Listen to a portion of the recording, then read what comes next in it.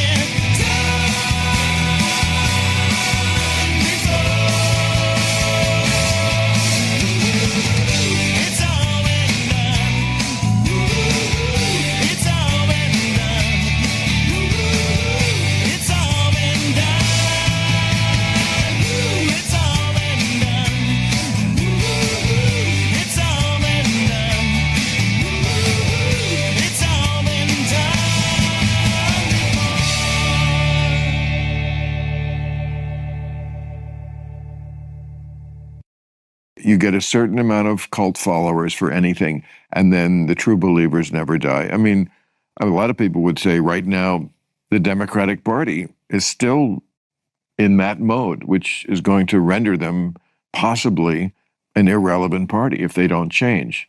What would you like to see from the Democrats, like, going forward? Well, much more centrism, much more get rid of the woke baggage, you know. Old school liberal is what I usually describe myself as. But that's very often the opposite of woke. Woke would like people to believe that they're some sort of an extension of liberalism, but they're not. They're usually something that's quite opposite. Liberalism was, we should have a colorblind society and not see race at all. That's not what the woke believe.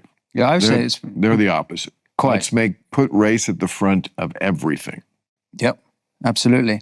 Oppressor and oppressed, sacred, make a sacred the oppressed. You know, it's so funny because, like, for a few weeks there, I was starting to feel bad about cutting my dad off, right? Like, oh, maybe I was being too harsh on MAGAs, and, you know, my dad, and he's dying, and, maybe I should be more loving and kind and blah, blah, blah. And now I'm like, the more and more I watch of Orange Man, the more I'm like, I just want to call my dad up again and tell him how much I fucking hate him. I just want to call him up and tell him how big of a piece of shit he is and how fucking stupid he is for voting for MAGA and how I will never forgive him and he'll never be my father again and he can just go fucking kick rocks and eat a bag of fucking sand. You know what I mean? Like, I just don't care. So it's crazy how quick I could be reminded of why they deserve to be hated,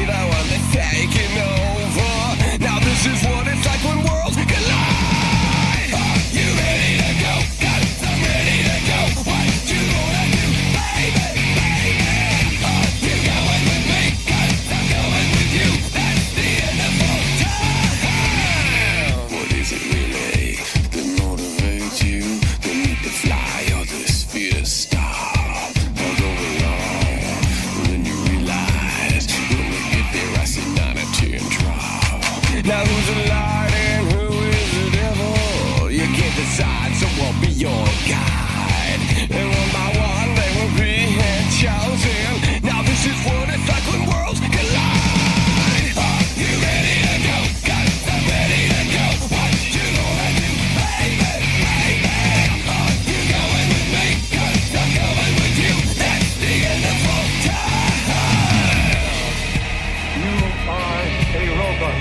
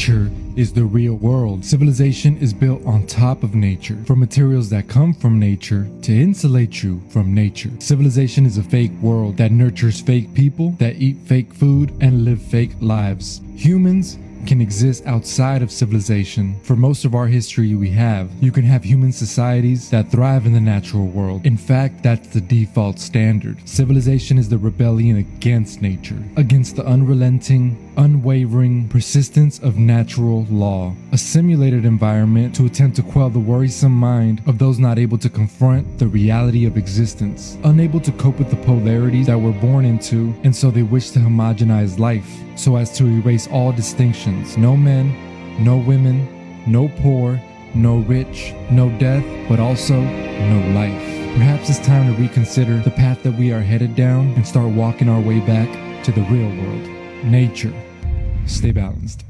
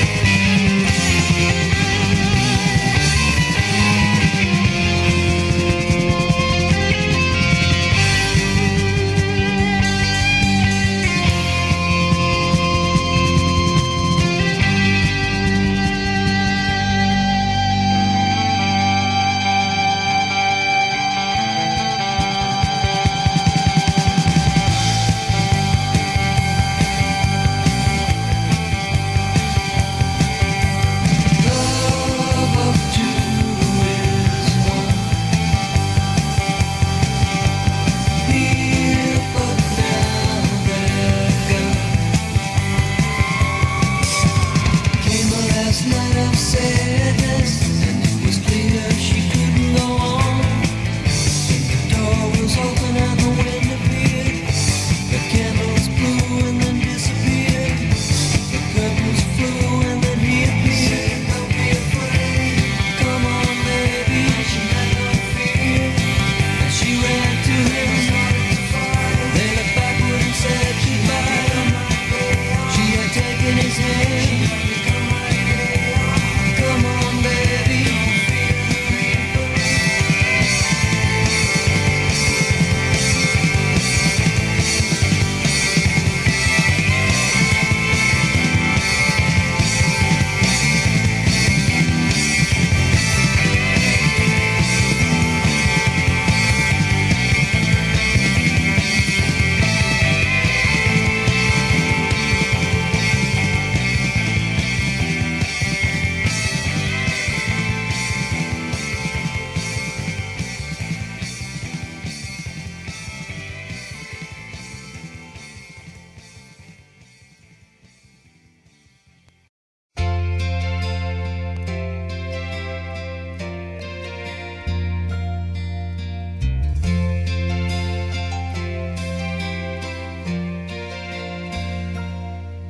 If tomorrow all the things were gone I'd worked for all my life, and I had to start again with just my children and my wife.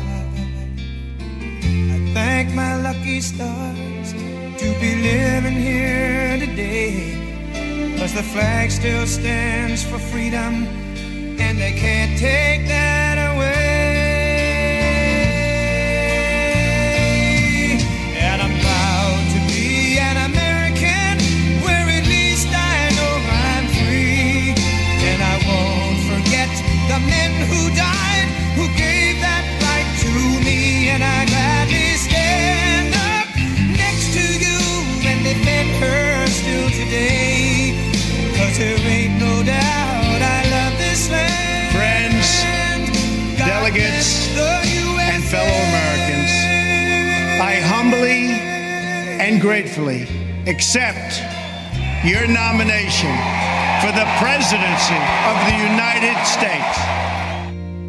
From the lakes of Minnesota to the hills of Tennessee, across the plains of Texas, from sea to shining sea, from Detroit down to Houston and New York to LA, where there's pride in every American heart, and it's time we stand and say, I am officially running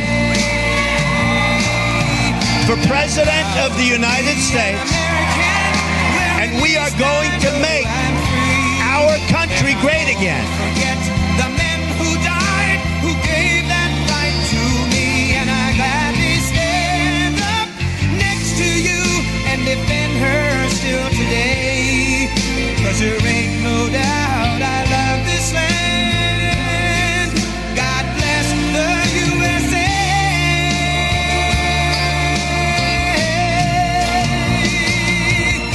And I'm proud to be an American, where at least I know I'm free.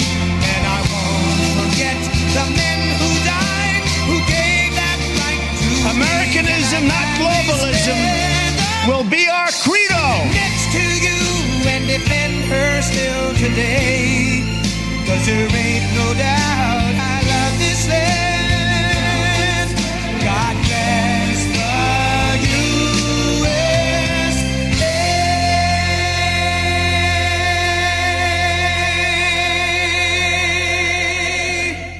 Good morning, beautiful patriots. It's good to see ya.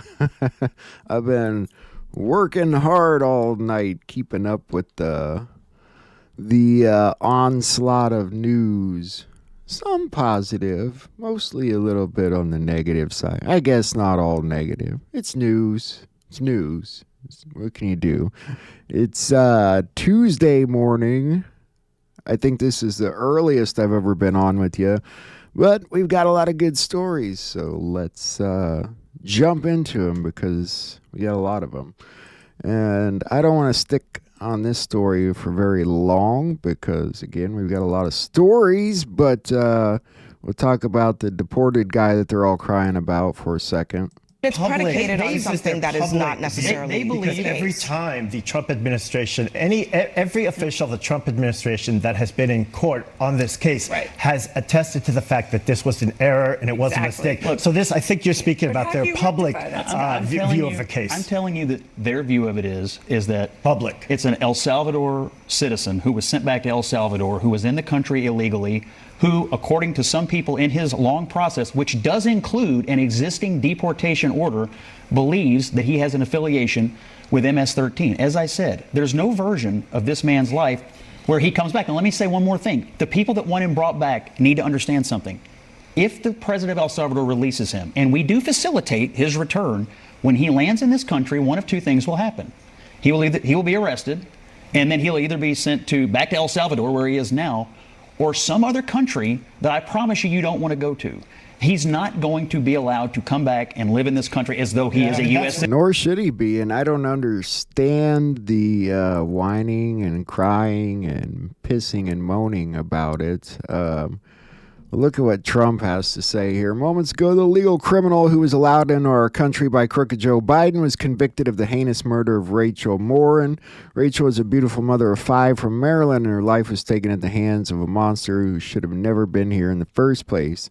Fake news should be focusing on the beautiful life and tragic death of this Maryland mother rather than the so-called Maryland father, who's actually an MS-13 gang member and foreign terrorist from El Salvador. We'll never forget Rachel and are committed to protecting women like her across our country. We will deport illegal murderers, rapists, and criminals. Yeah, that's kind of the idea there. And I don't know why they keep using that term. Mistakenly sent over there. But the news is really off on the right-wingers. CNN says violence in the country today is mostly from right-wing extremism. That sounds odd to me. I'll let you hear it in their own words. America was found, make America great again, to when they came and massacred the indigenous people, millions and millions of indigenous people. But by supporting the murder of a healthcare CEO, doesn't that make your side as culpable? I don't hear them condemning the Proud Boys, who he said stand by, whatever they start. Once they start condemning them, then I will reassess. But until then, no, I'm not reassessing. About a third of the building has been blown away. And while America's roots are soaked in bloodshed, violence in the country today is mostly from right-wing extremism. From Oklahoma City to Charlottesville to January 6th. Oklahoma City was like 30 years ago. Nothing about Oklahoma City has anything to do with the political atmosphere of 2025. Right-wing extremism. God, all those violent right-wing extremists. Well, I'm not seeing it. I'm seeing this, how our left-wingers gave thousands of suspected terrorists Social Security numbers, taxpayer-funded benefits. There's that. So then there's this. Federal government-paid group to secretly text children about sex. Sounds like a bunch of freaks. Federal government allocated over $27 million to a nonprofit that sends sexually explicit health advice to children, instructs them on using sex toys, and conducts HIV tests without informing or obtaining consent from parents. So there's some more freakish stuff going on in the lab. Then there's this news they put out calling the great child sex trafficking epidemic fake. So we've been making it up all this time, right? This is from The Atlantic, the one that supposedly got brought into that text conversation about attacking the Houthis. They put out an article claiming child trafficking was a fake epidemic. And of course, there's the owner of The Atlantic sitting with Ghislaine Maxwell. So kind of shouldn't surprise you that they would say that. And whoever posted this wrote at the bottom, this sounds like something child trafficking networks would say. It's not funny. It's really not funny because they're attacking hard right now. The news is going to be attacking every single thing Trump's doing right now. So you better be prepared for it. And it's only going to look worse as we go. Here's some more of that right-wing extreme violence, except from people on the left. This thing is starting to really piss me off. Carmelo Anthony granted house arrest after fatally stabbing Austin Metcalf in the heart. He's now free, basically, walking around. The bond was dropped from $1 million to $250,000. And then it was magically posted hours later. How do you come up with that kind of money when you're just 18 years old? Oh, yeah, that's right. There was that GoFundMe for the murderer. I forgot.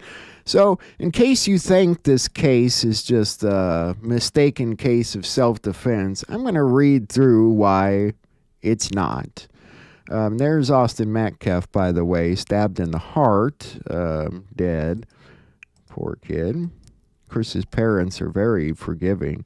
Let's read exactly what happened that day, though. I'll try and just get to the juice of it. This is from the principal. As I got closer to the north end, I could see the Memorial High School tent with multiple individuals under the tent. Once I arrived on the north side bleachers, an adult male who was on the track pointed out the suspect. The individual that was pointed out to me was a black male wearing a gray hooded sweater and dark colored Nike pants. The subject at this point was given instructions to keep his hands up in the air. During this time, he said verbally out loud, "I was protecting myself." It should be noted that I had not questioned him about the incident when he made that comment. I asked him if he had any weapons. He said no. I patted him down for weapons while we were talking. I did not locate any on his person. They found the knife on the bleachers, by the way. I instructed him to follow along with me. He complied. We went towards an area where there was an opening in the fence, blah, blah, blah. The suspect said he put his hands on me. So this is why he stabbed him. He put his hands on me. I then detained the suspect in handcuffed behind his back. I'm sit on the ground. Conducted another search of the person. No weapons were located. I advised the suspect. Suspect responds and says, I said that I had the alleged suspect. The suspect then responded and said, I'm not alleged. I did it. It's not like he was denying it, but he was claiming self-defense. And let's get to the actual fight here.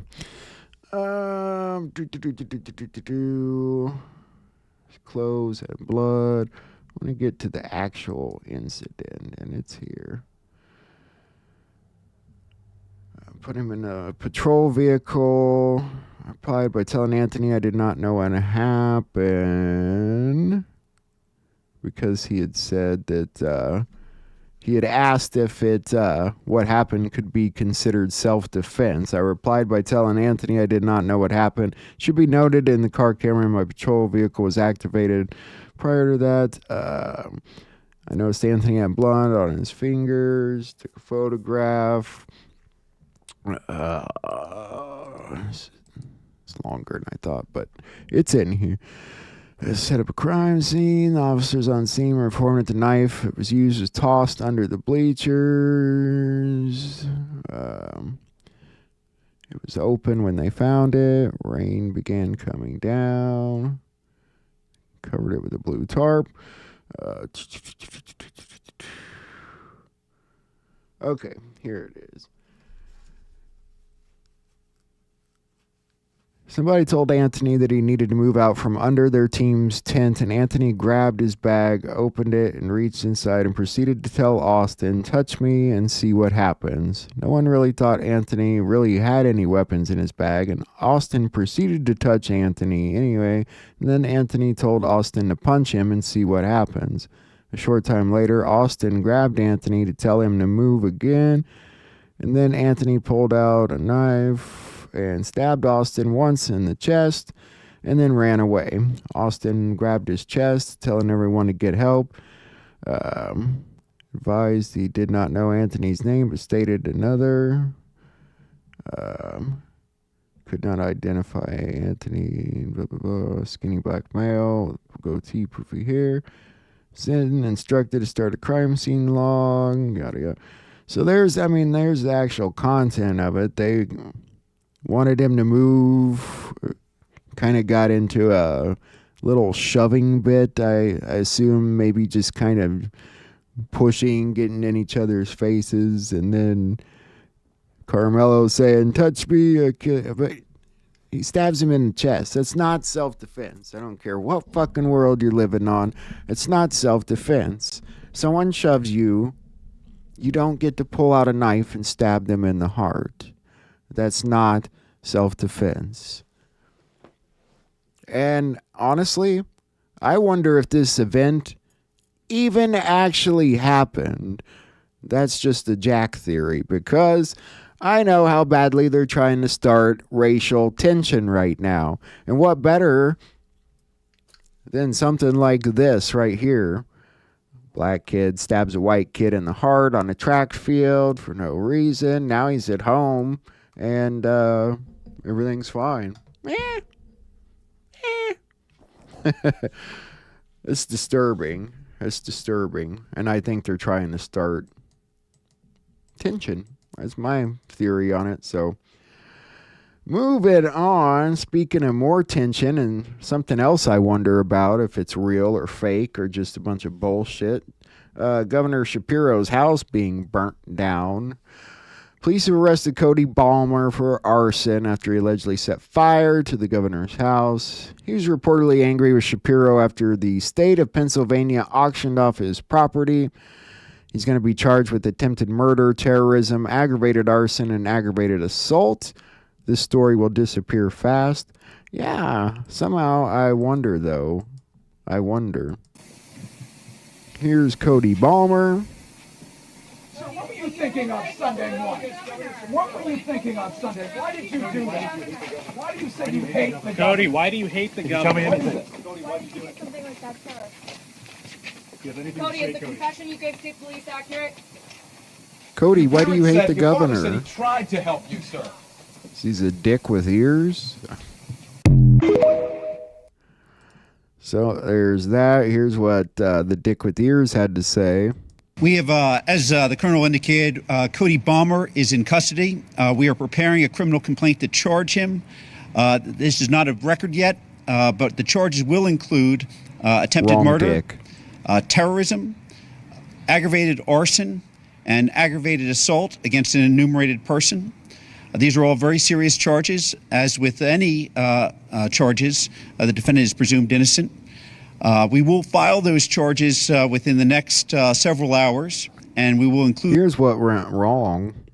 Josh Shapiro didn't have any of these new Japanese fire bots. Check this baby out.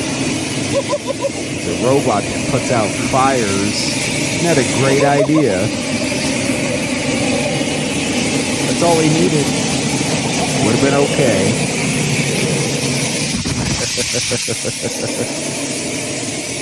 I need me one of those.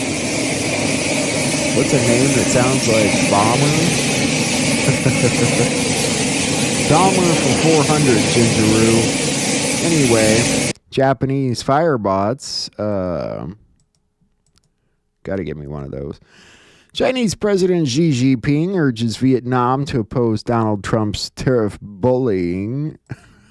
There's another made-up situation. China halts all deliveries of Boeing jets. I don't think we're going to miss those much, considering they keep crashing. And if you're buying purses, you might not want to buy it from China. This Birkin bag at Hermes Boutique will cost you 38,000 USD. But what is the real cost out of the factory? Today, I'm going to break it down in front of you, step by step. First thing first, Hermes only use the leathers from the 3 top-level suppliers. One is called Muti from Italy. The second is Weinheim from Germany. And the third is Baz from France. One piece of Togo leather, the same leather as this one, will cost 450 USD. And one piece of the leather is only enough to make one Birkin, okay? The thread. And of course, for Hermes Birkin, the thread is also the best top level. It's called Fil Al Chinois. The best from thread? France. This is actually the Rolls Royce in thread. For each bag, the cost is 25 USD. And then the hardware. See, this hardware is called 316 hardware. It's also known as the ocean stainless steel because it can withstand the erosion of seawater. It's the best stainless steel. For one piece of bag, the hardware will cost 150 So USD. is he saying these are as good Edge as oil. the actual This ones? edge oil is imported from Italy. I It's don't called buy Patriot purses. Steel edge oil. For each bag, it will cost 50 USD. Not even man Interior purses. lining. It used. Okay, I get it. Not good news. No one wants to watch that. We'll get back to the news. Anyway. Saudi Arabia plans to pay off Syria's World Bank debts. They can spread the wealth anytime they want. Good for Syria, though. And here in the States, although inflation is supposedly going down, there's a lot of bankruptcy happening, starting with Wayfair, who we won't miss, in 250 stores, because they're a bunch of freaks anyway. Huge auto parts stores filing for bankruptcy, and a huge craft distiller is withering and has declared bankruptcy. And a key toilet paper brand files for bankruptcy. And this airline, Silver Airways, they owe Tallahassee thousands. They're probably going to file for bankruptcy. So there's that. Not great. Although maybe we won't miss those places. And I don't know. Japan is hitting Google with an antitrust case, a cease and desist order. Unfair demands on Android manufacturers. They're all yours, Japan. You can have them. We'll probably do the same thing here eventually. Facebook owner Meta is going to use the data from all you European users to train its AI systems, because Americans will sue them if they use ours, so they're going to use yours. Sorry, Europe. You can have them. You can have them too. The Maldives president officially signs a law banning Israelis from entering the country as tensions are heating up across the world stage. The U.S. is not helping. They send 300 plus military hardware delivery flights to the Middle East in the last 3 weeks, including at least 6 C-17s, likely carrying Patriot defense systems to southern Israel, and more bringing munitions for B-2 stealth bombers and Diego Garcia. We're arming Israel still. Another U.S. aircraft carrier in the Mideast waters ahead of a second round of Iran-U.S. nuclear talks. We're putting aircraft carriers over there as well. This is what it's like to go to school in Palestine. Thought I'd show you that picture. Just thought I'd give you a moment there. Okay. Yeah. How would it feel to go to school there? How would you feel if you knew your children were going to school there? Did you drop your kids off there after making them pancakes? I didn't think so. We got to stop bombing these people. We got to stop giving Israel weapons to bomb these people. Why we're still doing that, I have no freaking idea. But Jordan Sather seems to think, we should still have faith in Trump and that he's not controlled by these New World Order Zionists. And he says that he's pretty sure Epstein and Ghislaine never would have been arrested if Trump didn't win in 2016. Probably not. It's a big Mossad Blackwell network. But wait, Charlie Kirk says there's no proof that Jeffrey Epstein worked for Mossad.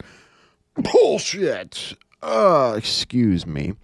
Tougher for some people to understand, but the Q operation did a number in exposing some of the Mossad control of alternative media. Yeah, they had that one post that said Israel for last. There was that. India, they're working on a whole thing altogether. They're using the old Tesla-like lasers. Check it out. Beep, bleep. We target you with laser. Your plane catches fire. Uh-oh, uh-oh. There's no sound to this. I thought I would add some sound effects. You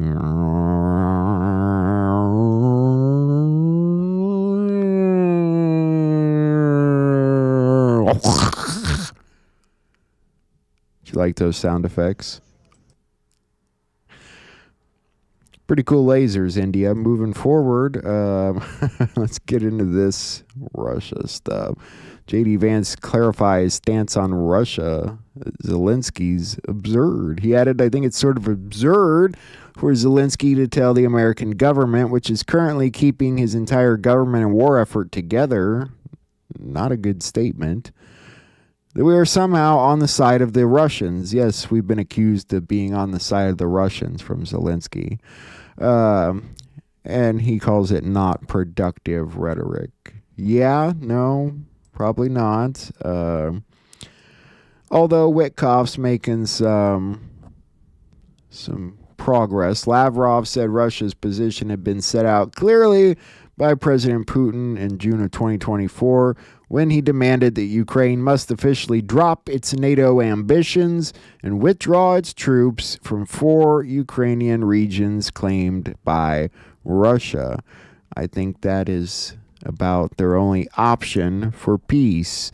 In other words, a lot of people died for nothing. Not how war goes. And this doesn't help considering Ukraine sent 115 drones into Russia overnight. 109 of them were shot down. So great use of our American taxpayer dollars there. And a great example of wanting peace by sending killer drones. Russia released this document, one of their, KGB, like our CIA documents. Kind of interesting. CIA representative stated if the KGB file corresponds to reality, this is an extremely menacing case. The aliens possess such weapons and technology that go beyond all our assumptions. They can stand up for themselves if attacked. Aliens? Is Russia talking about aliens? And speaking of Zelensky, another dick with ears. Mr. President, I'm glad to see you again, sir. Thank you. The president of Ukraine faces a critical moment in his alliance with the United States. Would you invite President Trump to Ukraine? With pleasure. Please. Come to see people, civilians, warriors, hospitals, churches, children, destroyed or dead. When he said warriors and children, did he mean the same thing? Because last I heard, he was grabbing children off the road and trying to turn them into warriors, putting guns in their hands, sticking them on the front lines where they're then blown up and killed. I don't think Trump wants to go to Ukraine to see you grabbing children off the streets, you sleazy slimeball faggot piece of shit. Sorry. Moving on to Putin. I think you used a very good word there, Sean, emerging. I do. This is the third meeting I've had with him. This last meeting lasted close to 5 hours. We had 2 of his key advisors in the room at the time, Ushakov and Kirill Dmitriev. And it was a compelling meeting. And towards the end, we actually came up with, and I'm going to say finally, but I don't mean it in the way that we were waiting. I mean it in the way that it took a while for us to get to this place. What Putin's request is to have a permanent peace here. So beyond a ceasefire, we got an answer to that. Zelensky just doesn't want to walk away with nothing. They started a war knowing they're never going to win. And now they don't want to walk away saying, we got nothing. We're going back to exactly how it was before all these people died. Yeah, that's a bit of a letdown for your country, but maybe you shouldn't have sent them all off to war to begin with. Not that Zelensky was actually responsible for any level of control over anything in Ukraine, except for... I won't say that on the air. But, yeah. So, there's that. I like this. We looked at this. The best definition of intelligence is the ability to predict the future. How do you know the future? Control. You control it. You are the future. Yes, that's kind of the point here. And it's not getting any better in UK. Gab and Ofcom, I've never heard of, has made the decision to block the entire United Kingdom from accessing their website. The latest email from Ofcom ordered us to disclose information about our users and operations. We know where this leads. Compelled censorship and British citizens thrown in jail for hate speech. We refuse to comply with this tyranny. Amen. People are getting fed up with what's going on in the United Kingdom. People getting locked up for speaking their minds. It's absolutely disgraceful, and it's got to stop. And if we have to keep cutting, I mean, I hate to see this happen too, because if they get cut off from all social media, then the tyranny over there is only going to get worse. And so I don't know what exactly the answer is for the UK, but it's starting to feel like pandemic time America. Obviously, the diddler pled not guilty to new sex charges. It shouldn't come as a surprise. Oh, and I think we might have Trump's new challengers for 2026. Let's start with who he might be running against. Your presence here today, and by the way, there are some 36,000 of you.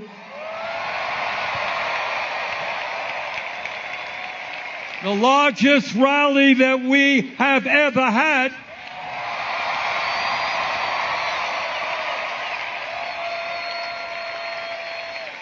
And your presence here today is making Donald Trump and Elon Musk very nervous.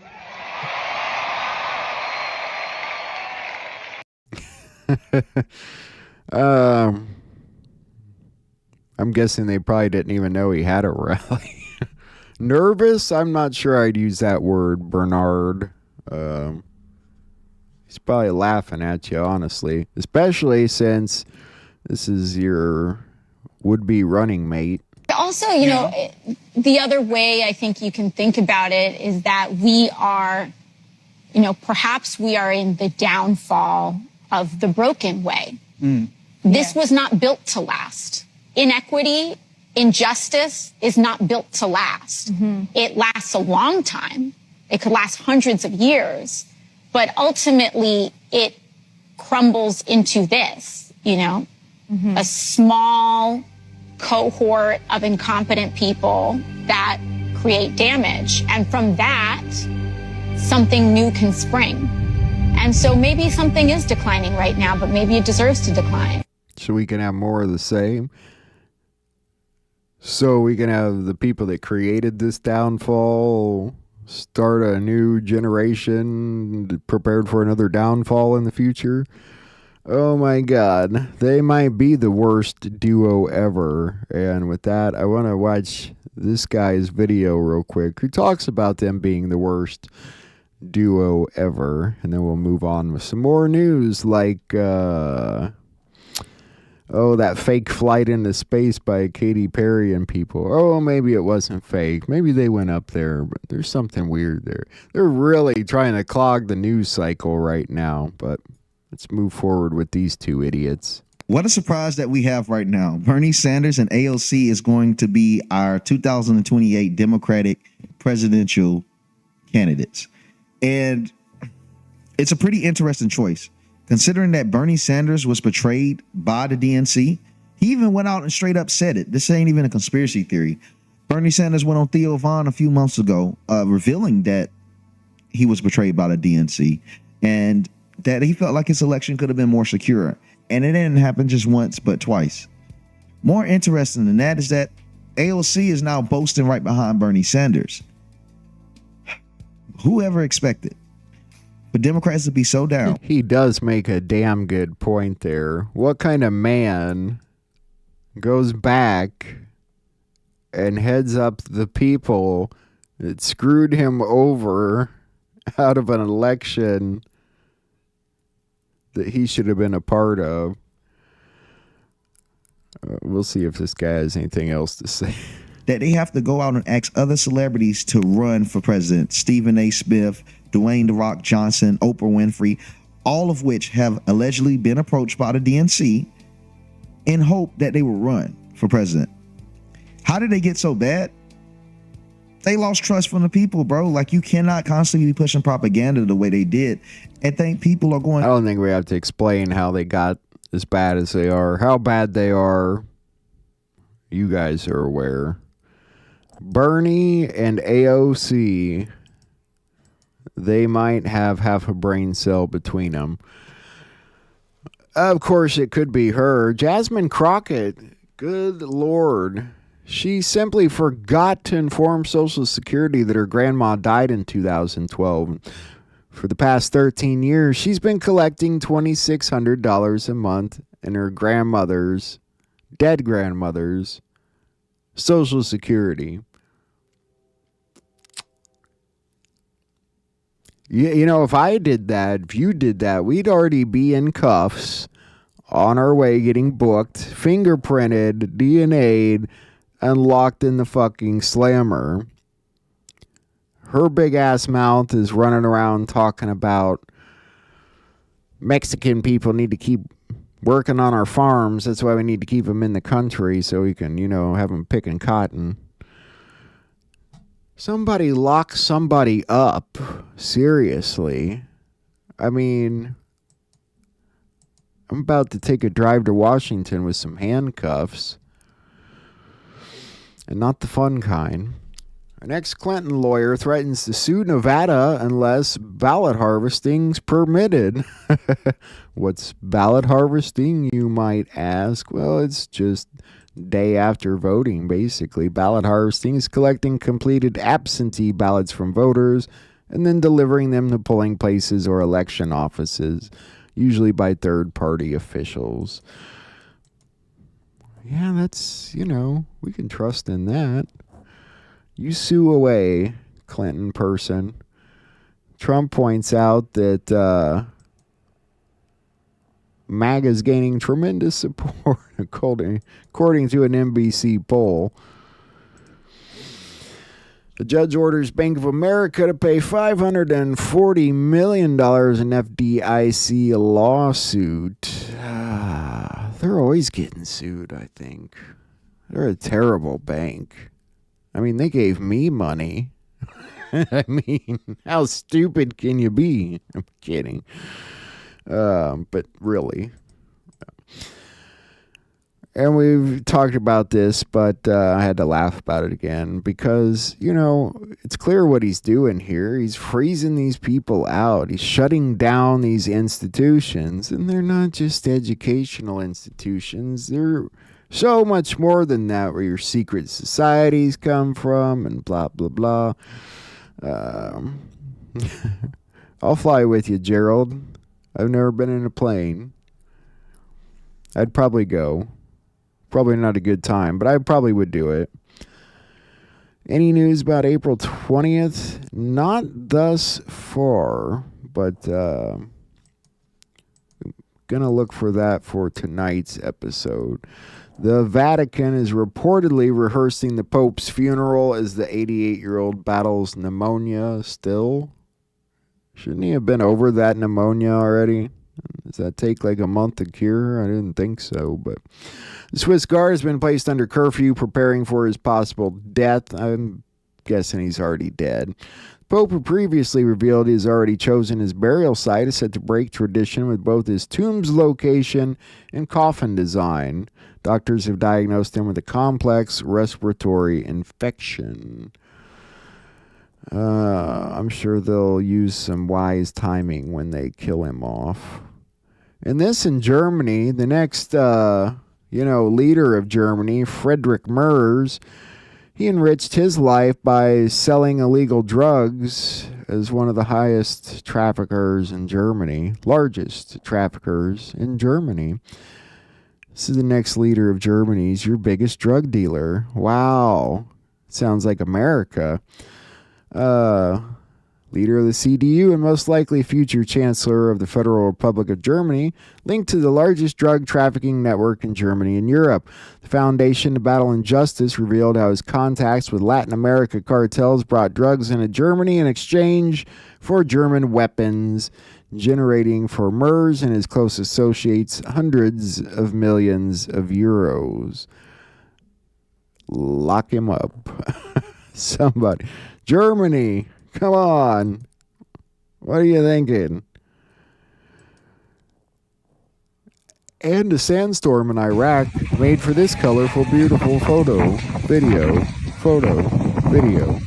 whatever. It's cool, isn't it? I'm surprised they didn't make a video that we're on Mars. Look, we landed on Mars. No, I never slept. Been up all night. Let's talk about these women real quick in this flight. Did you see Katy Perry went to space? I don't know why this would... Well, I do know why they would fake this. And I'm not saying they faked this, but... Did they use it to clog the news? Probably. Well, sure she did. We'll take a closer look, though. And if you don't know why I said Katy Perry, stick around. I'll let you know. First, there's just no easy way to say this. If you think this is a real rocket and it just happens to look like that and they're not mocking how dumb they think we are, well, it's time to figure it out. And second, if you think this is a real rocket with real rocket fuel and rocket flames and this is real and not just literal graphics, I'm pretty sure my Super Mario back when I was 10 had better graphics than this. I mean, just look, guys. It's not real. It's legitimately not real. But this is what I want to show you more than anything in this video is her little space patch. Yeah, that one. You notice anything about it? Because I did. How about now? Do you notice anything now? Oh no, not yet? How about now? Yeah, that's right. Her upside down space patch looks exactly like Baphomet, a Church of Satan deity that all of these people like to worship. And this is right from Google. You can see how Baphomet is associated with evil because it stems from its depiction as a demonic figure and its use as a satanic symbol, particularly in the Church of Satan. Yeah, do you really think that's just an unintentional design? I mean, that's a pretty specific design right there. And I'm sure she just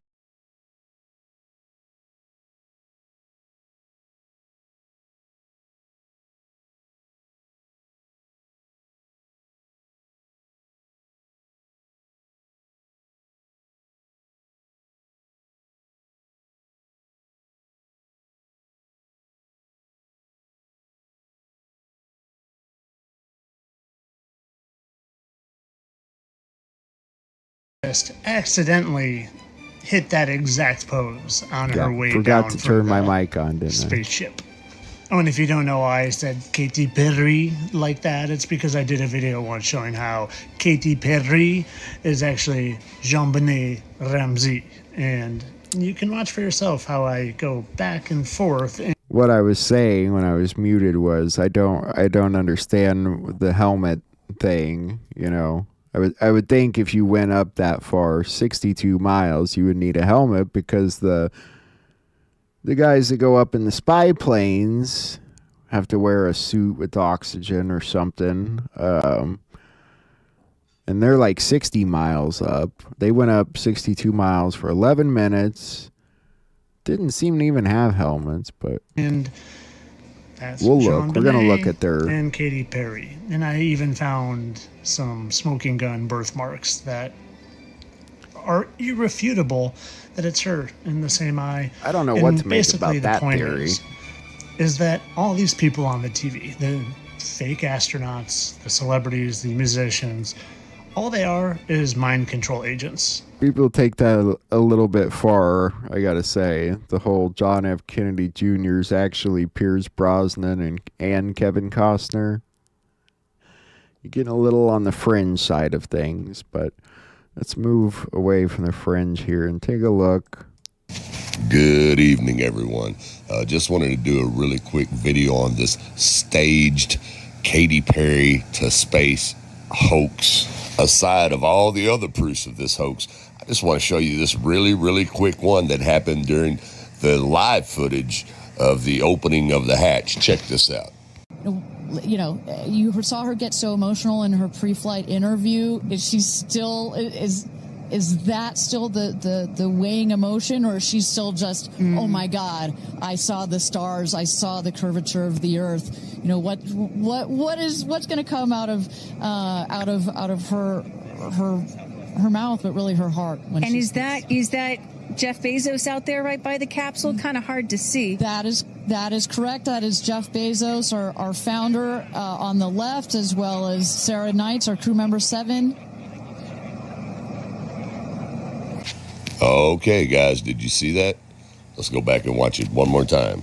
Okay, now I want you to watch the hatch door open from the inside. The lady runs over there real quick, says, no, shuts the door back, tries to stand in front of it. And then, actually, she starts laughing about it, as you can see right here, because, like I said, it's all staged. It has to look like it's open from the outside. And we're now just awaiting the opening of the hatch so we can get some views from our 6 new astronauts. Phelps. And I would imagine Lauren Sanchez in seat 1 will be coming out first. That is correct. They'll go. She's in seat 1, which is next to the left. The left window there. She will go first. And then last in number 6 is Carrie Ann. That is the window on the right. Side Canyon.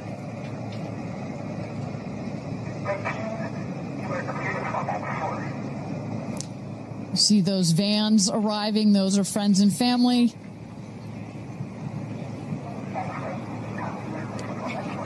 And that's Carrie Ann looking out the window, in the window to the right there. Lauren Sanchez on the left. And you really get a sense for just how big these windows are. I mean, when you're inside this capsule, it's almost as though you're getting a full 360 panoramic view. One of the cool features of this capsule, the largest windows of any spacecraft. So over a third of the surface area of this craft is windows. And that's on purpose.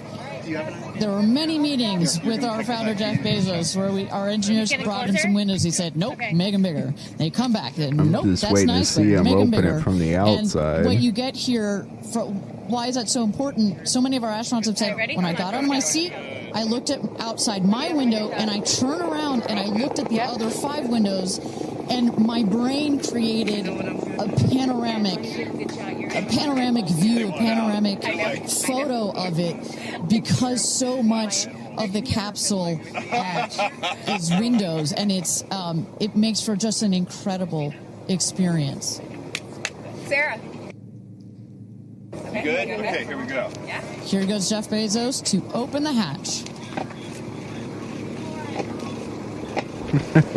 Oh, wow. You didn't really close it again. Come on out, guys. The thing opened like paper. Okay, now you guys just seen them faking it with your own eyes. Once again, watch them open the pressurized capsule from the inside, not knowing that it's not Q time yet. And then you have the staged part where the media shows you all over the news that they're waiting for the guy to open the hatch. Good? Okay, here we go. Here goes Jeff Bezos to open the hatch.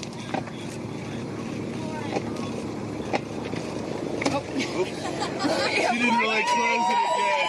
It just pops open. And once again, you've been fooled, people. Holy shit.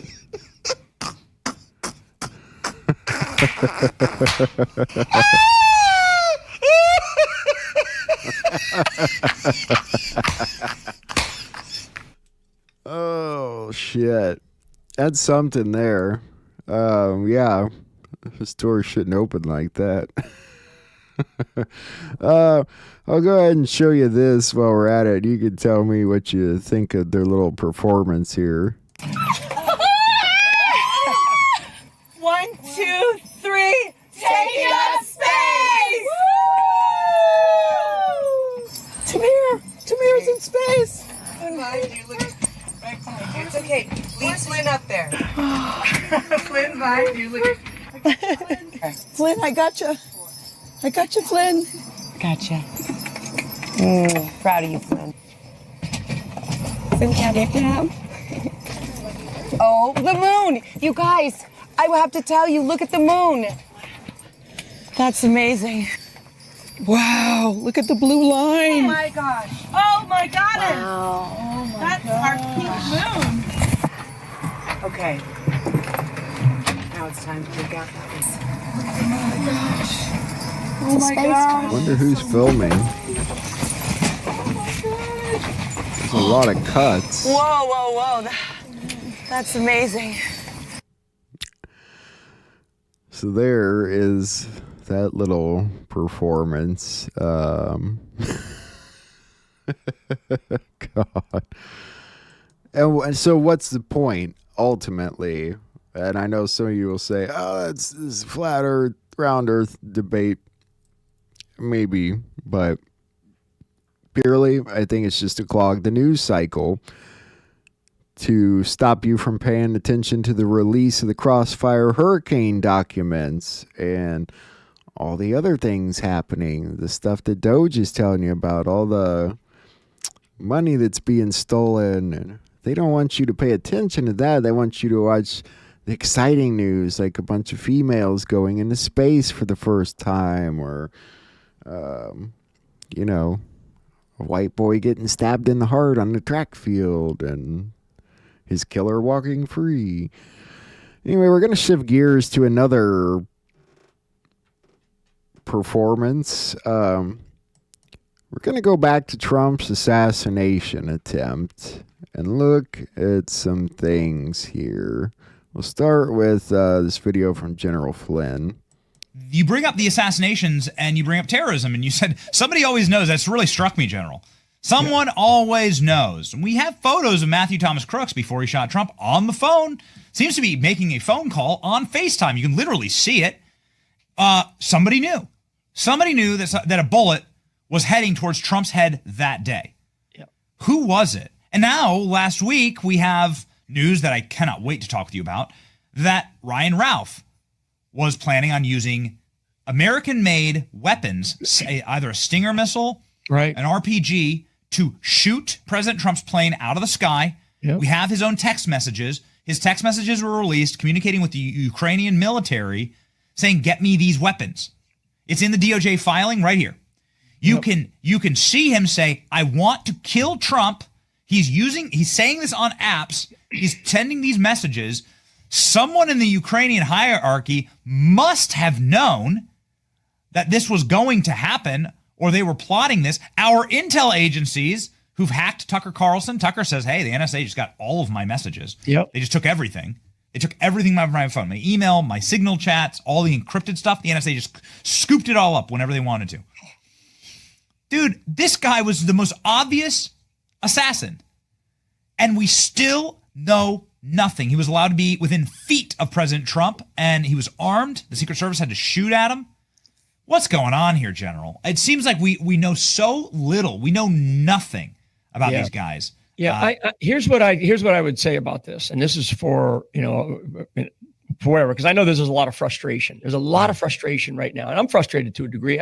But I will get over it. But I do get frustrated on on accountability. And if people that follow me on X, I always talk about accountability. Like something happens, a good executive order or release of files, crossfire hurricane stuff, JFK, all these things. I do want accountability. In this specific case, I'll I bet a dime to a dollar that somebody else always knows. When somebody goes, "Oh, it's a lone wolf," the media loves to say that. A lone wolf. They know, and they probably know who knows. Okay, they go through all these phone conversations. They know who he was talking to that day. You think they don't know? I'm sure they know the name of every person who was there, every video taken. Although people that left said that the FBI didn't take their phones when they left. And then they turned around and said they did. Anyway, we're going to look a little deeper into this whole thing.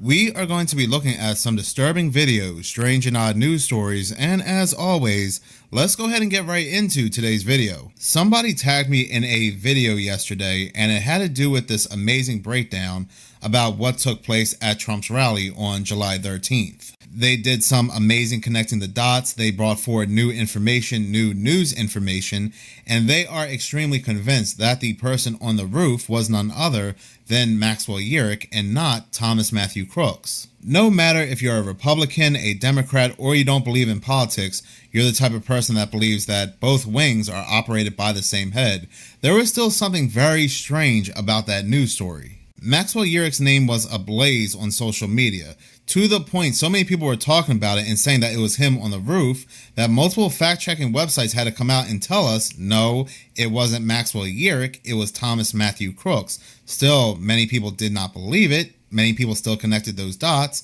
Maxwell Yerrick's social media account was completely scrubbed.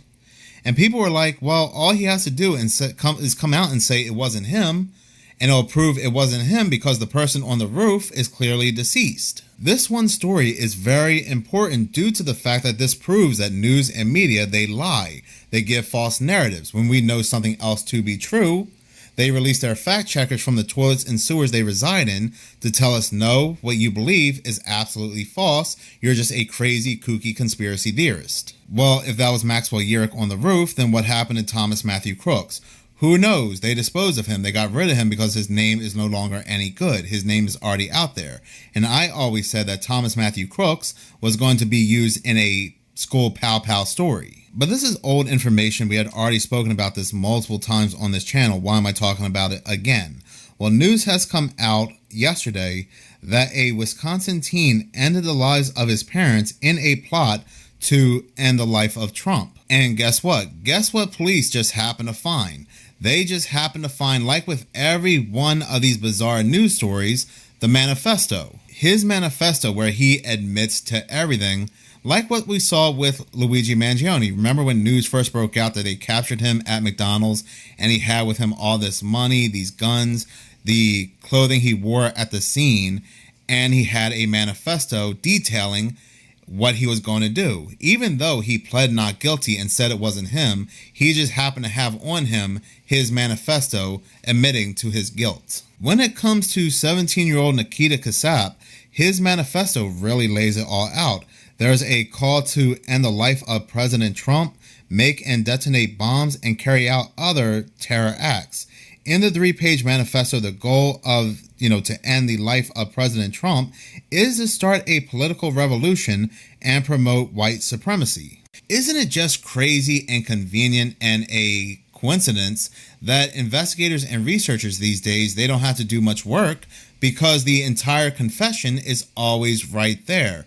But in the case of Thomas Matthew Crooks and Maxwell Yerrick, they had to do a little bit more work because they mixed up those two men. But anyway, continuing to read this article from WISN, it goes on to say that the manifesto investigators found inside the manifesto messages in Russian. Isn't that very convenient? And it goes on to say that in an excerpt from the manifesto, Kassab specifies that ending Donald Trump will create chaos and start the hypothetical revolution, and it goes on to quote, as to why, specifically Trump, I think it's pretty obvious. By getting rid of the president and perhaps the vice president, that is guaranteed to bring in some chaos, the manifesto reads, according to the warrant. So this manifesto is basically order out of chaos. Where have I heard that before? Order out of chaos. The age of chaos. Well, isn't it quite interesting as well that the most recent magazine that The Economist just released is this, The Age of Chaos, and on the cover you see Donald Trump. Now, for most of you that have been subscribed to me for quite some time now, you will know that I have featured The Economist magazine on this channel quite often, mainly due to this magazine cover right here, the 2024 Economist magazine cover, The World Ahead, and I pretty much did a big breakdown on this cover, and a lot of events did come to fruition when it came to this magazine cover. Let's also not forget the very eerie 2025 Economist magazine cover, The World Ahead, which also has some interesting symbolism, but we also see this. They go on to say that the raised fist means activism, protest, and revolutionary movements. So yeah, we have this same magazine agency, The Economist, releasing this magazine cover only 4 days before this incident involving this teenager, where his manifesto is again order out of chaos. Now what's odd is that some articles make it seem like he's pro-Russian, like for example right here where it says on March 10th, the sheriff's office interviewed a classmate of Kassab, the warrant said. The classmate said Kassab told them he intended to end his parents. He also told them he would befriend someone with a gun and steal it, and he also told them that he was talking to someone in Russia with plans to end the United States government and take out Donald Trump. But then we're told Kassab also apparently had intentions of escaping overseas. In an online chat with a Ukrainian user, the document said Kassab asked the person how long he would have to hide until he was moved to Ukraine and if he'd be able to get a job there. It goes on to quote Kassab by saying, "How long will I need to hide before I will be moved to Ukraine? About 1 to 2 months," he questioned, according to the warrant. So which one is it? Is he pro-Russian or is he pro-Ukraine? Police had also interviewed multiple classmates of Kassab, and they all told these police that Kassab said that if they saw 10 consecutive attacks in the news, that it was him. And nobody thought it was a good idea to tell anybody beforehand what Kassab was saying. I mean, this story is already filled with holes and is coming off very similar to Thomas Matthew Crooks and Maxwell Yerrick. And it really reeks of MK Ultra, Project Monarch. When I was 17, 18 in high school, I never really heard of anybody talk about politics, or to the extent that they wanted to take the President of the United States out to basically cause order out of chaos. News articles are also saying that he's a white supremacist and he wants to take out Trump to cause a race war. And if I did not know this individual's background or his age, I would have swore that this person was 35 or 40, but no, he's 17. Really sounds like he was brainwashed. The manifesto being right there and laying everything out, laying all the details and plans, just makes everything so much more suspicious. Something big is coming. Something really big is coming, and it's going to break the... I gotta agree with him there. It's odd. You know, I was very political in high school, and even for what that's worth, I didn't know crap, and I didn't do anything proactively. So I find that line pretty interesting. When will they be moving me to Ukraine? It's almost like they made this kid a deal, and we're going to use him for other things. It's pretty sad, really. It's a sad story. But it's also sad how much they mess with people, telling you that right-wing extremism is the cause for all the violence right now. Generally, the people going against the government are going to be more violent ones. I think the right-wing people are kind of for what the government's doing right now. The Trump government, not the government, but so it kind of doesn't make sense, especially when everything we've seen violent today has come from the left. So guys better prepare. The chaos is going to get worse. I really think, and this is just my opinion, we're going to see hell break loose. It'll probably look like war. Hell, they might even kill Trump. Fake kill Trump. It might all happen at once. You know, Juan O'Sullivan talked about a near-death experience for years, and he hasn't talked about it much in a while, but it doesn't mean he wasn't trying to tell you something. I think the point we're coming up against is heading there for that near-death experience, and it's going to look bad.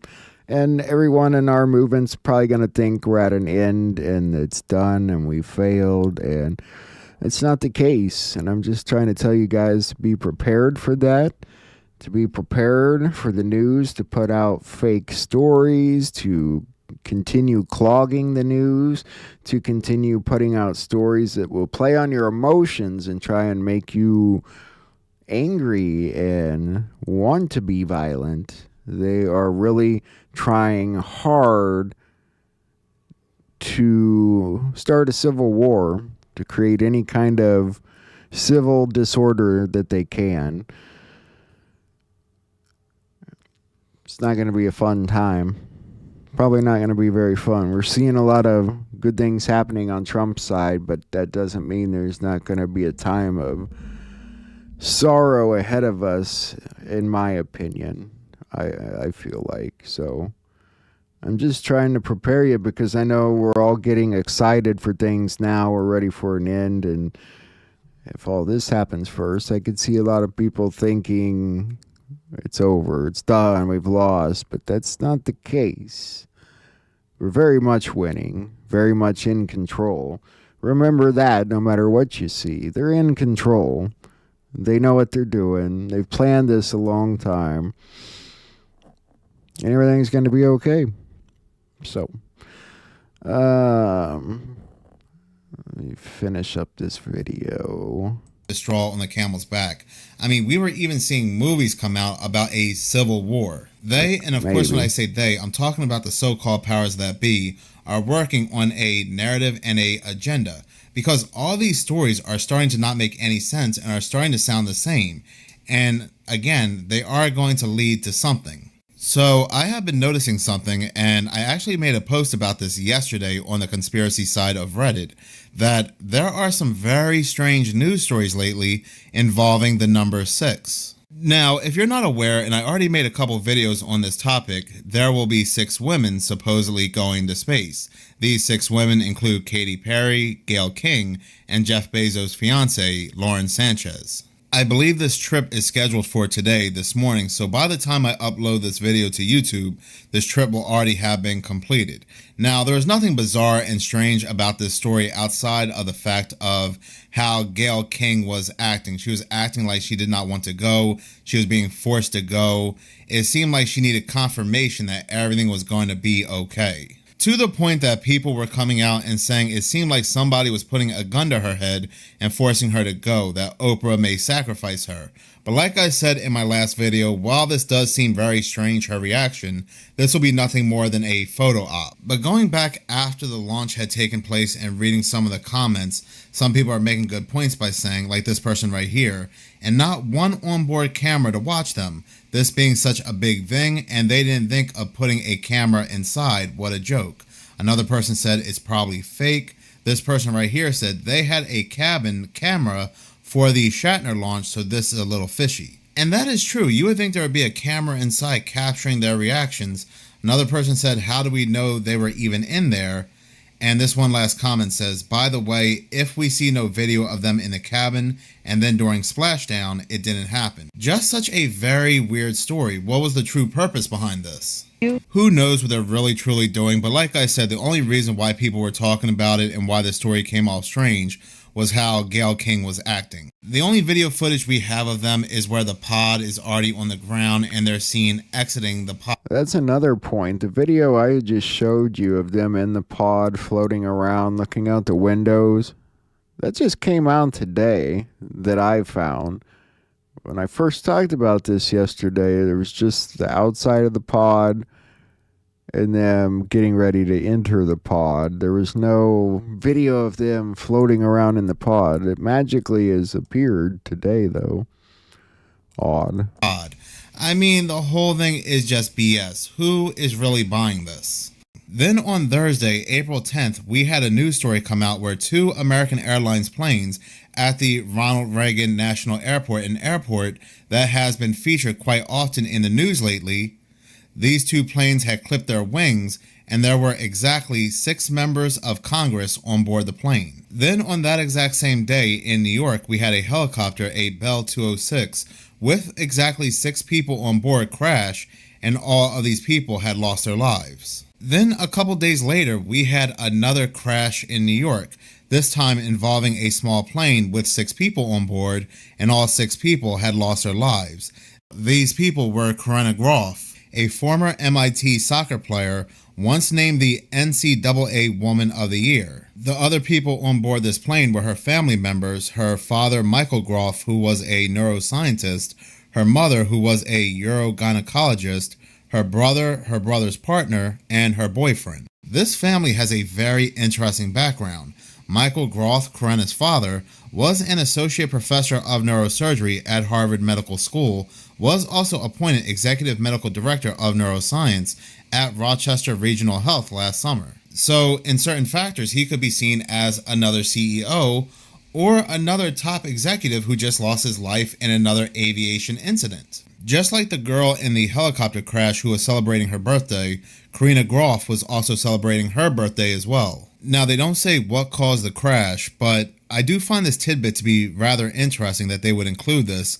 It goes on to say that during the C-19, Corinna Groff co-founded Open PPE, helping to create a new design for a mask for essential workers. Just like Agustin Escobar, who was the CEO for the technology group Siemens, who lost his life in that helicopter crash, Corinna, she co-founded MIT Slums and Informal Settlements Research Group, which has to do with technology. Now this group, they do a lot of different research into different viruses and diseases and the impact of these viruses and diseases in certain locations. Matter of fact, one of the last things she was heavily researching was the impact of the C-19 in slums. Now look, it's very possible that nothing shady is going on here when it comes to this plane crash. Planes crash, that's true. But I said this a couple of videos ago. Today, news just came out that a small plane crashed in Boca Raton, Florida, ending the lives of 3 people on board that plane. And I was just thinking to myself, we are hearing that these small planes are crashing left and right. Who is really on these small planes? Who do they work for? What do they know? Because like I said, it's just happening way too frequently, and all it takes is a bird strike or a drone to end the lives of everybody on board these planes. Going back to Terry Dolan, so like I said, it could just be the simple fact that this plane had crashed, but there's always these very interesting parts in these plane crash stories. These people seem to have very interesting backgrounds that make you go, So then I really started to get suspicious when this news broke out yesterday. I'm reading this from KUT.org. It was published on April 13th. It's titled, 6 Injured in Northwest Austin Explosion That Damaged 24 Homes. So there was an explosion in Austin, Texas yesterday, and like they say, 24 homes were damaged. 6 people were injured. What the hell? Something just blew up. Rattled the windows on my apartment.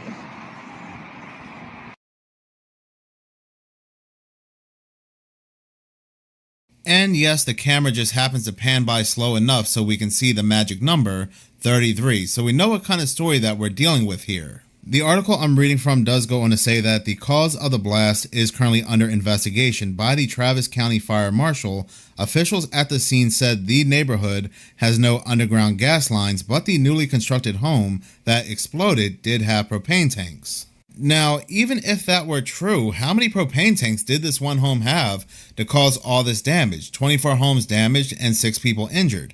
Now, it could be the fact that a lot of these homes just received minor damages, but continuing to read this news article here, it says that a neighboring home suffered enough damage to possibly collapse the home. another person who was a good distance away, their house was a good distance away, they are currently in critical condition and their home is on verge of collapse. The propane tank angle is just a theory to them. Again, they are not 100% sure what caused this very powerful explosion, but there are a lot of people leaving comments in multiple videos that this may have something to do with smart meters, which, if you remember, was a very strong theory when it came to the Los Angeles fires. Matter of fact, there was a video that came out, a news clip, where people were actually suing because PG&E smart meters were either exploding or they were catching on fire. And yes, Austin, Texas do use smart meters for both electricity and water, which is also interesting because I made a video a few months back where I said that it looks like Austin, Texas may be next when it comes to a major wildfire like what we saw with Los Angeles. The reason why I made that video was because I was noticing very suspicious articles directly after the Los Angeles fires. And remember, people were putting two and two together when it came to LA Smart City 2028. Like, take for example this article here that's titled "Wildfires Wreaked Havoc in Los Angeles. Some experts say Austin could be next." With increasingly hot weather and topographical features that resemble those in parts of Southern California, the booming Texas metropolis ranks 5th among United States cities threatened by wildfire. And that's all the articles I was seeing, how Austin will be next. And yes, just like Los Angeles, just like North Carolina, just like South Carolina, that have been seeing an abundance of wildfires, Austin, Texas is indeed in the Smart City Challenge. Matter of fact, there are news articles that come out that say that Austin is the #1 city in America for a smart city future. And that is what I have been noticing. All these locations that are in the Smart City Challenge have been impacted heavily by these quote-unquote natural disasters, like Myanmar. Myanmar had that very bad earthquake, but it's also in the Smart City Challenge. But eventually it's going to be everywhere where they are destroying what's old and rebuilding what's new, because almost every location around the world, not just in the United States, has a long-range transportation plan, whether it's 2030, 2035, 2040, 2050, and so forth. It's just that these current locations are going to be the smart cities first because they are in the challenge to become the first smart cities. Is it possible certain meters are rigged to explode at certain times? I mean, it was a very strong theory, like I said, when it came to the Los Angeles fires. And with all this strange and crazy news that's going on around the world, sometimes I sit back and ask myself, what is CERN doing? What has CERN been up to? Well, looking this up further, apparently there is a biblical addition coming to CERN. And isn't that crazy? Isn't that just nuts? These people of science, supposedly science, no connection to religions or any gods and so forth, they are adding something biblical to CERN. But let us go ahead and read into this further. Other news articles, news agencies are talking about this. I'm reading this from InterestingEngineering.com, which was published on April 10th. It's titled, $44 million detector sitting above the LHC may catch the universe's most elusive particles. With $44 million and a biblical namesake, this detector could uncover new laws of physics. The article goes on to say that Methuselah is an acronym for Massive Timing Hodoscope for Ultra-Stable Neutral Particles.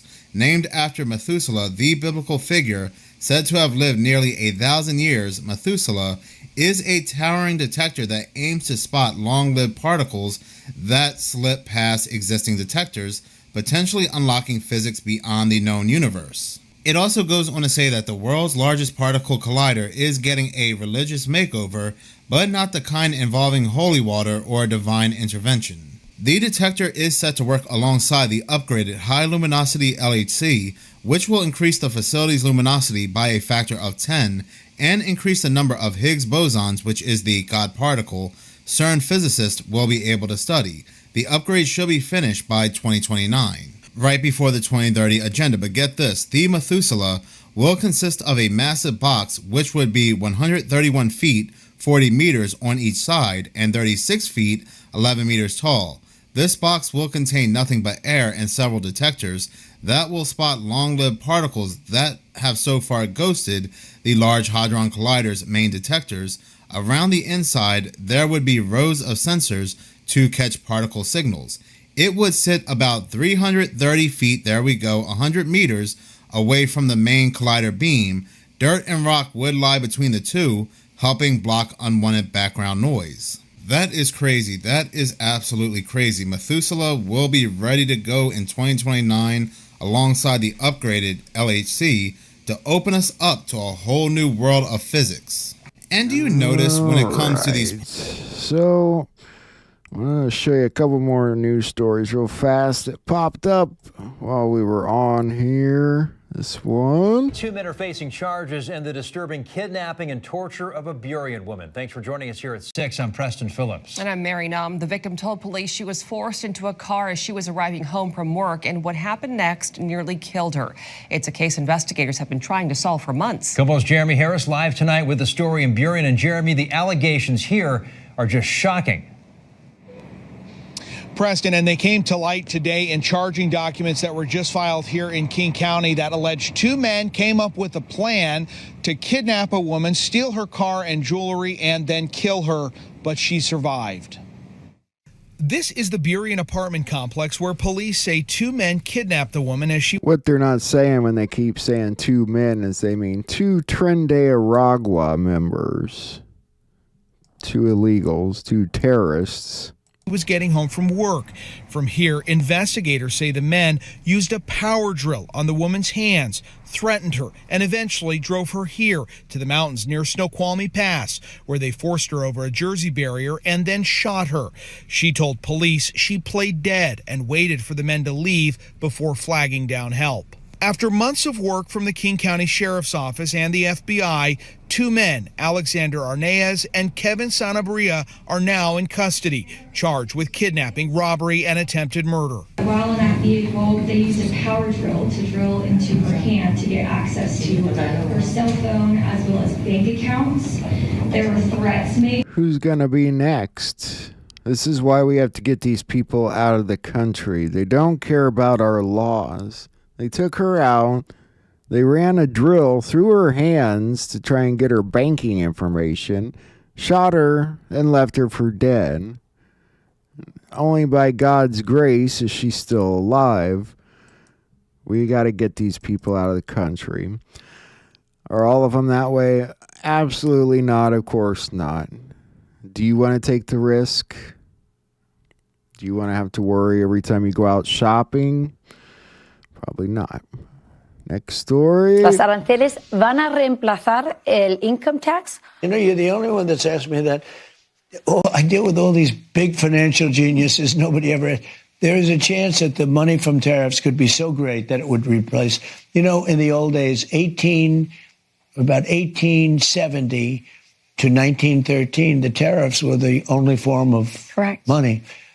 And that's when our nation was relatively the richest. We were the richest. We mentioned this before, and I just wanted you to hear Trump say it, that, you know, these tariffs, that's exactly what they're for.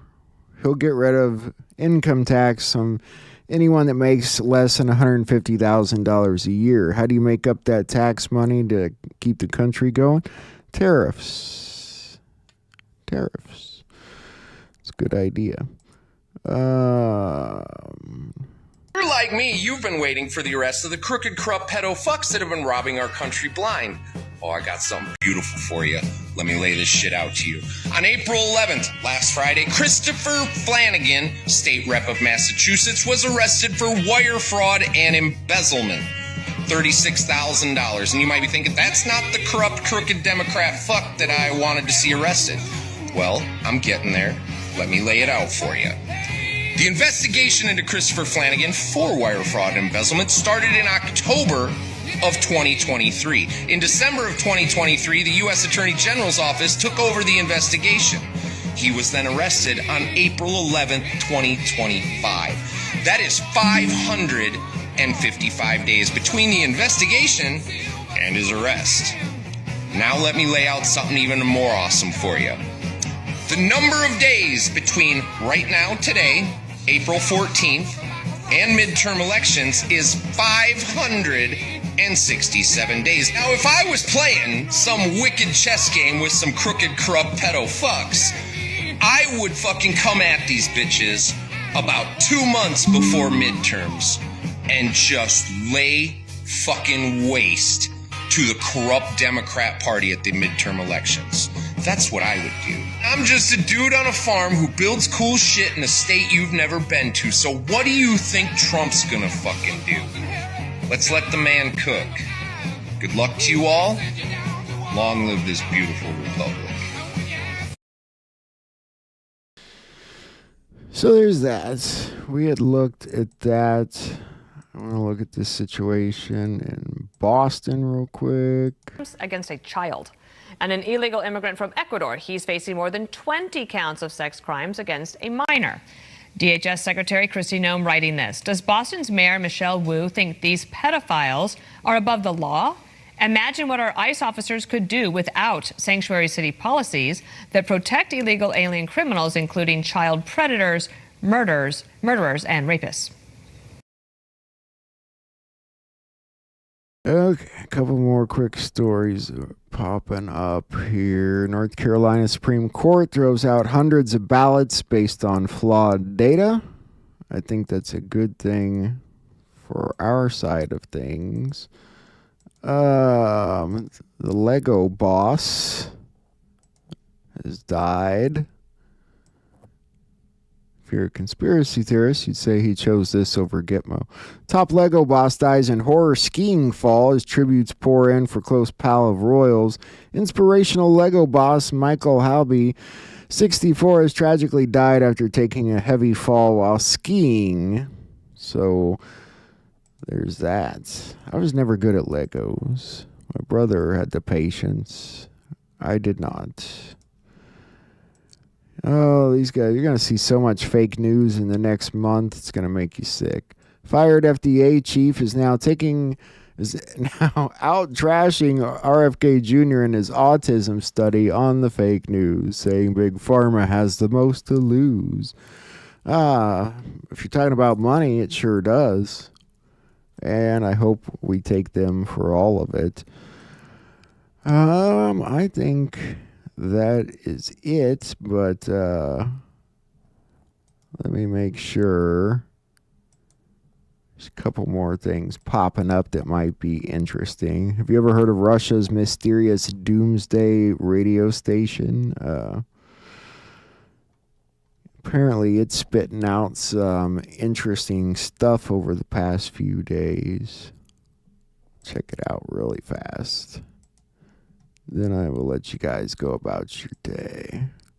Because I think that's most of our news. But let's check this out.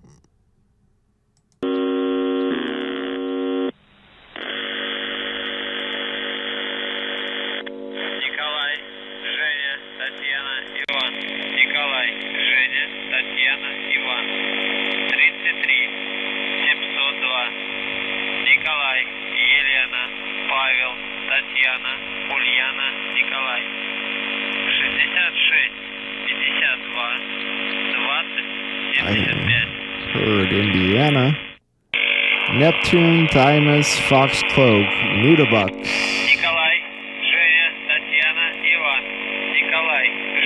So this is in the past 24 hours. The Russian radio station, the Doomsday Station as they call it, has sprung to life over the past 24 hours. Other than that, let me make sure nothing else popped up. The news seems to be coming from everywhere today.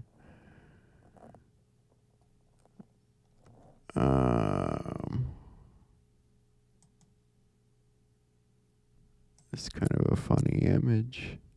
I could show you this funny image. I think I have two images to show you.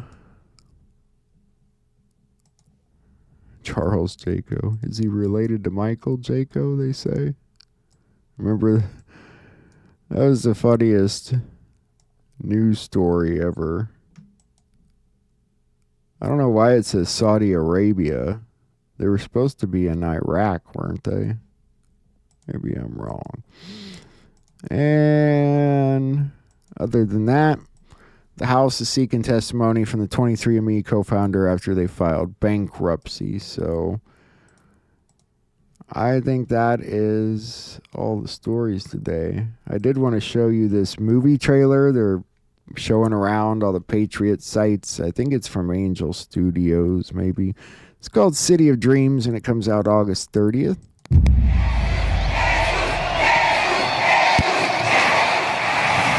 Jesús, échale ganas del otro lado. Atelin tech mamahuitia intonali.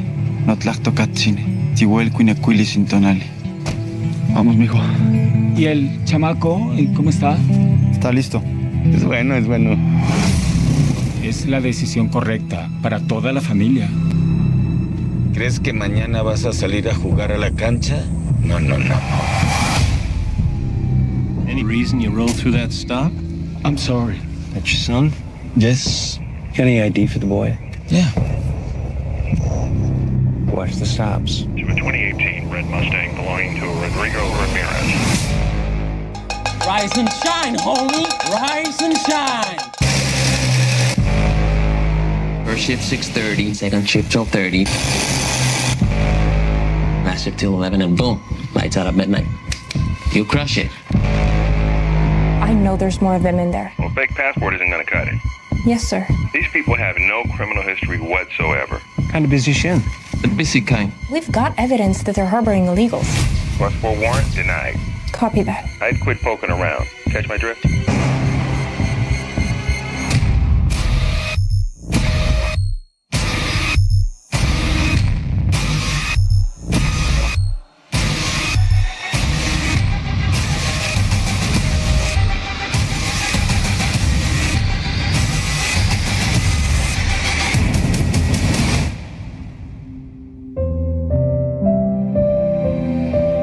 What is the truth? The truth is that as much as we want to be free, we live and we die together. This is America.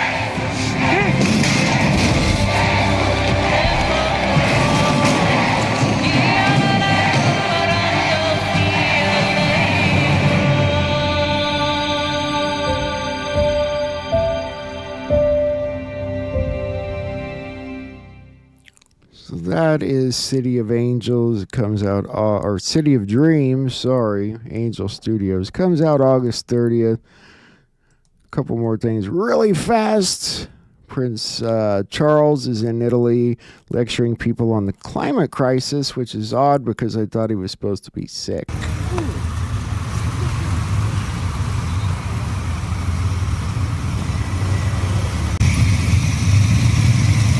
They're like when you're skipping school and they catch you out at the arcade.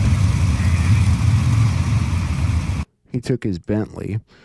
And this woman's making quite a stir as she paints her walls in India. Why? Well, because that's cow shit. And that's a college.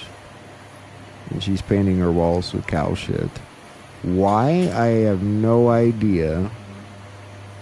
But she's using her hands instead of a brush. How disturbing.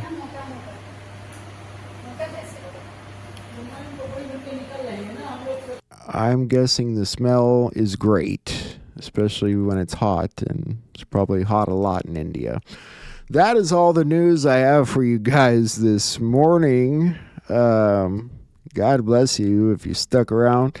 Tonight, I'll be on at the regular time, 7 o'clock. I've got a good little documentary I found about writings that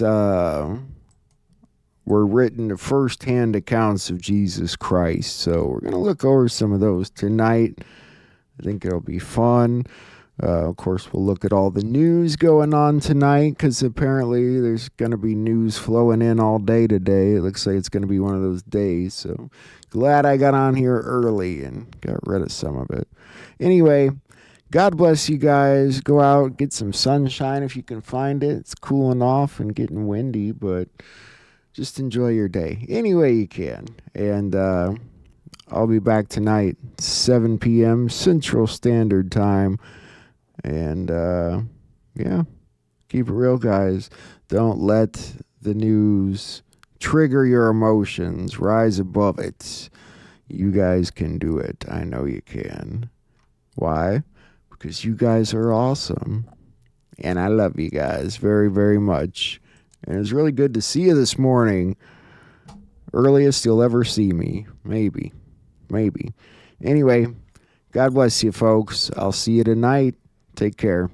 11/22/1963. 11 plus 22 plus 19 plus 63. 115. We were at war. 115. Karma is a bitch. 115. That's what's written on her page. I'm not saying anything, but karma, not a person, but not as yet, is a bitch. Karma is a bitch. 115. Positive 115.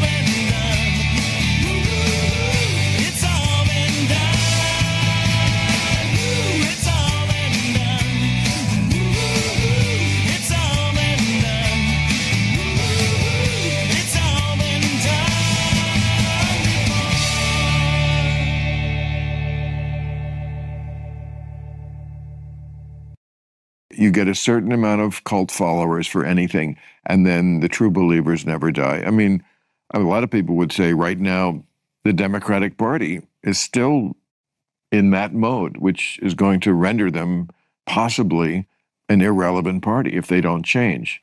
What would you like to see from the Democrats, like going forward? What much more centrism, much more get rid of the woke baggage, you know. old school liberal is what I usually describe myself as. But that's very often the opposite of woke. Woke would like people to believe that they're some sort of an extension of liberalism, but they're not. They're usually something that's quite opposite. Liberalism was, we should have a colorblind society and not see race at all. That's not what the woke believe. Yeah, I would say they're the opposite. Quite. Let's put race at the front of everything. Yep, absolutely. Oppressor and oppressed, sacred, make a sacred the oppressed. You know, it's so funny because, like, for a few weeks there, I was starting to feel bad about cutting my dad off, right? Like, oh, maybe I was being too harsh on MAGAs and, you know, my dad, and he's dying, and, you know, maybe I should be more loving and kind and blah, blah, blah. And now I'm like, the more and more I watch of Orange Man, the more I'm like, I just want to call my dad up again and tell him how much I fucking hate him. You know? I just want to call him up and tell him how big of a piece of shit he is and how fucking stupid he is for voting for MAGA and how I will never forgive him and he'll never be my father again and he can just go fucking kick rocks and eat a bag of fucking sand. You know what I mean? Like, I just don't care. So, it's crazy how quick I could be reminded of why they deserve to be hated, you know?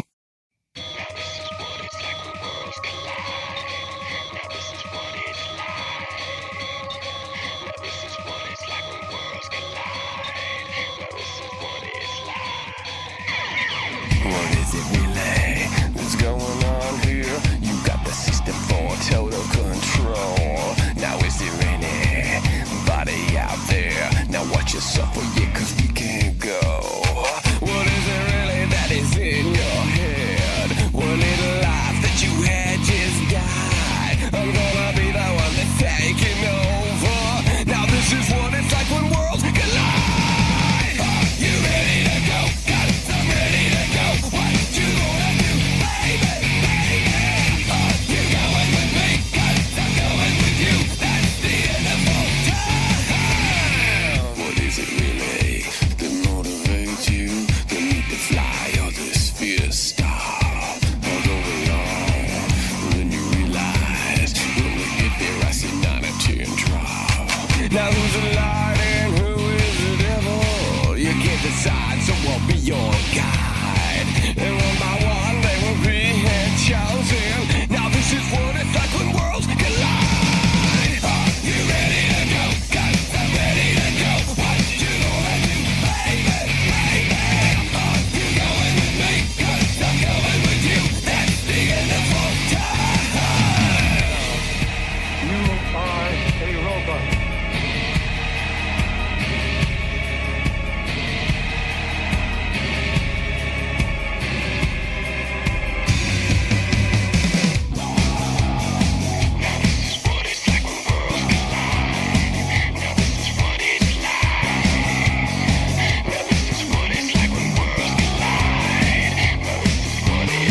What is it really when they're falling over? Everything you thought was denied. I'm gonna be the one that's taking over. Now this is what it's like when worlds collide. You ready to go? Got it, I'm ready to go. What you gonna do, baby, baby? You going with me? Got it, I'm going with you. That's the end of all time. You ready to go? Got it, I'm ready to go. What you gonna do, baby, baby? You going with me? Got it, I'm going with you. That's the end of all time. You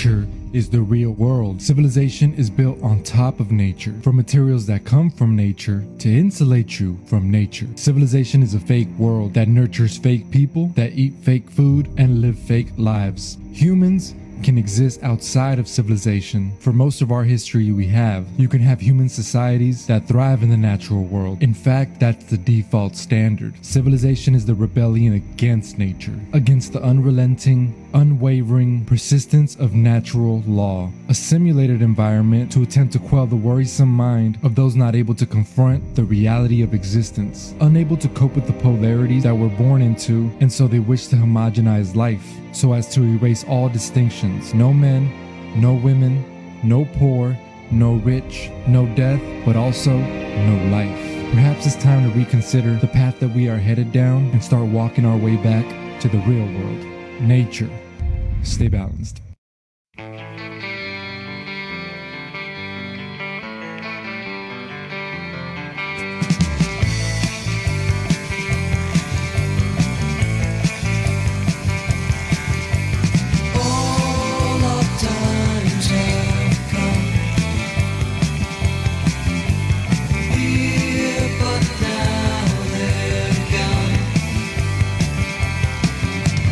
Seasons don't fear the reaper.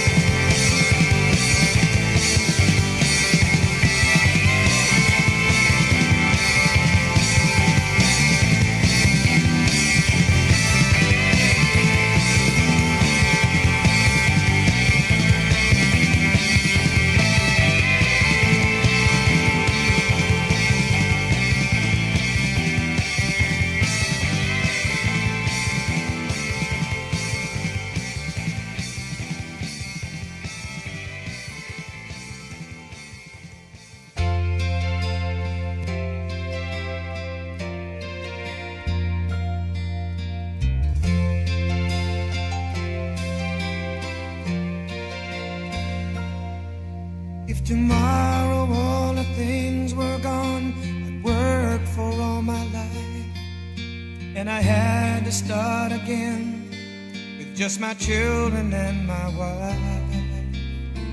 I thank my lucky stars to be living here today, 'cause the flag still stands for freedom, and they can't take that away. And I'm proud to be an American, where at least I know I'm free.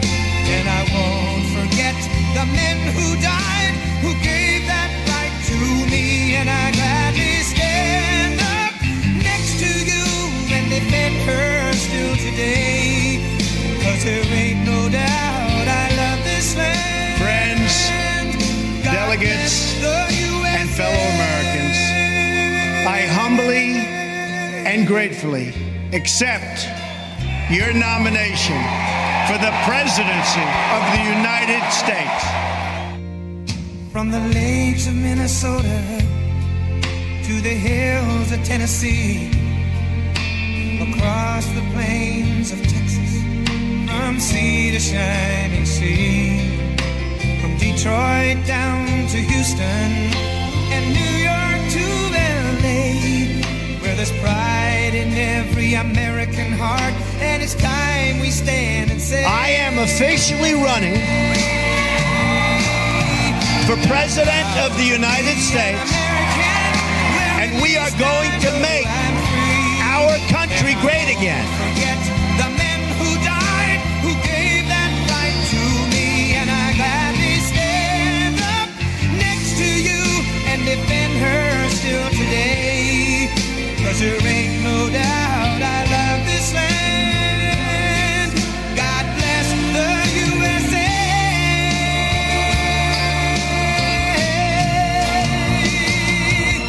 And I'm proud to be an American, where at least I know I'm free.